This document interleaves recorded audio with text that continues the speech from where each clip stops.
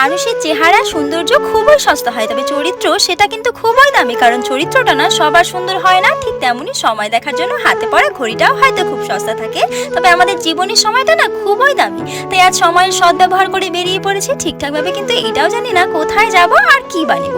তবে ওই যে ওর ছুটি যেহেতু রয়েছে, কোথাও তো বেরোতে হবে বলো, নয়তো আবার সে একটা সপ্তাহের অপেক্ষা। জানো তো, আমি যেই মেয়ে নিজের পরিবারের কাছে মুখ ফুটে কিছু চাওয়ার ক্ষমতা আমার ছিল না, বোকার মতো যা দিত তাই হাসি মুখে নিয়ে নিতাম।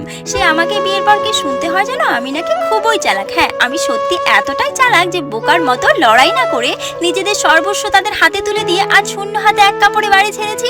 সত্যি যদি পথের ভিখারি হওয়াটাকে কারো চালাকি মনে হয় না, তবে হ্যাঁ আমি খুবই চালাক। টুকিটাকি কিছু কেনাকাটা করে না বেরিয়ে পড়েছি। কেন বলো তো, এখান থেকে গিয়ে আবার ও বাজারে যাবে তো। আজ যে হাটবার, তাই ও সস্তায় না অনেক কিছুই বাজার করে নিয়ে এসেছিল। একা একা যেহেতু আমার অনেকটাই দেরি হয়ে যাবে, তাই ও সব কেটে কুটে দিল আর আমি এদিকে সব রান্নাগুলো কমপ্লিট করে নিলাম।